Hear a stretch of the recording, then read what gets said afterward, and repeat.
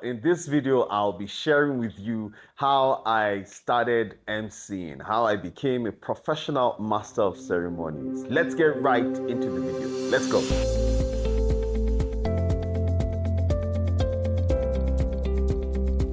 Welcome back to the channel. My name is HRH, Africa's finest MC and events virtuoso. Thank you very much for clicking on this video. You might consider subscribing to the channel while you're here, as I get into telling you the story of how I became a master of ceremonies.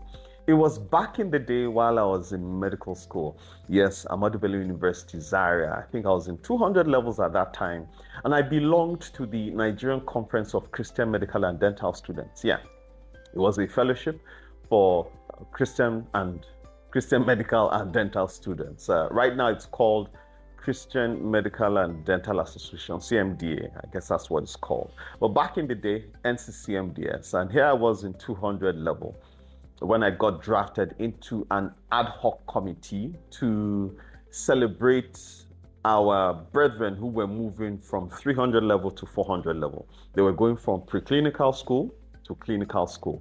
And so I got drafted into this ad hoc committee and I was invited for a meeting. I sat in that meeting and I remember the president, other ad hoc committee members, as well as other executives. We sat in the room and we had planned out the entire event. As we coasted towards the end of the meeting, the president turns to me and says to me that I was going to MC the ceremony. I'm like, how? Why? What for? This was the timid me. This is not the me that you know now that I can talk to you and even talking to a camera. I was really timid back in the day. Except you're my close friend, I probably wouldn't even joke. You probably wouldn't even hear my voice. Nothing, all right? I was just very quiet and timid. But then he turns to me and tells me that I was going to MC this event. And so naturally, I rejected it. I resisted it. I refused. I said I wasn't going to do it. But he insisted. Dr. Ola, my goodness, he insisted, and so I started preparing, at least doing the best I knew to do to host a live event. And then the day came, that day, the D-Day itself, the celebration. It held at the Red Seat Lecture Theatre of the Ahmadu Bello University, Zaria Medical School.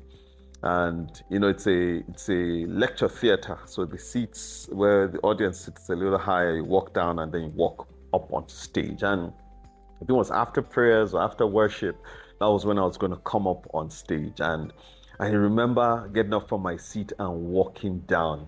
As I was walking, I was terrified. I was literally trembling as I walked down those stairs.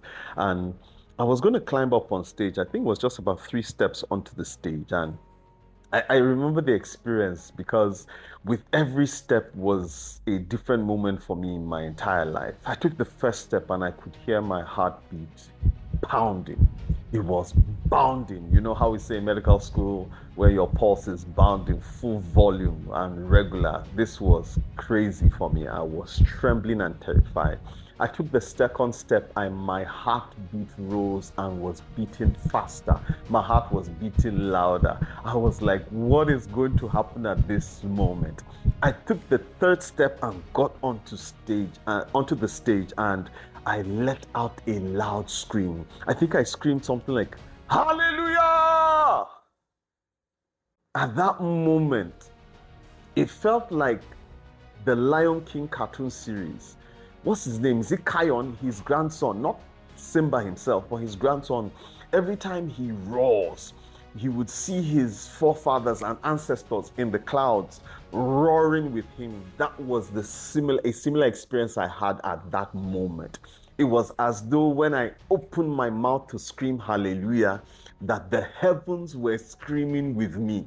It was like God and the Trinity was screaming with me as I let out that hallelujah on stage. In fact, it felt like the first breath of a baby.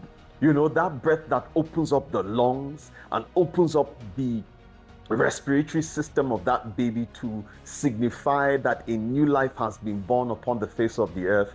That was what that experience was as I let out that scream. My goodness. And I tell you, there was a registration in my heart that this is what I'm going to be doing for the rest of my life.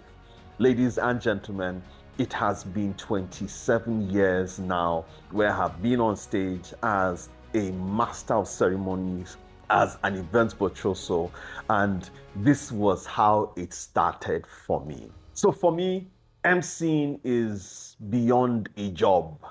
It's beyond just passion.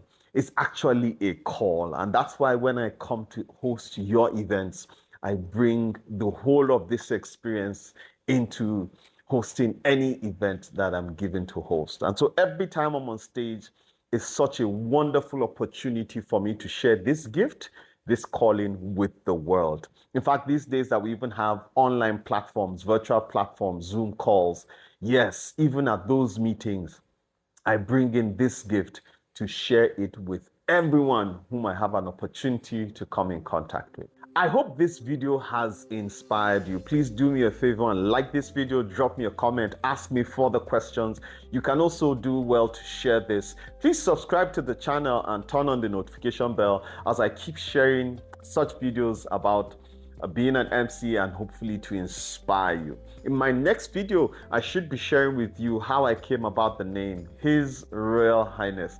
I promise you'll like to watch that one. So subscribe right now and turn on the notification bell and hear my personal story about how I became His Royal Highness, Africa's finest MC and events virtuoso. See you at that video. Bye.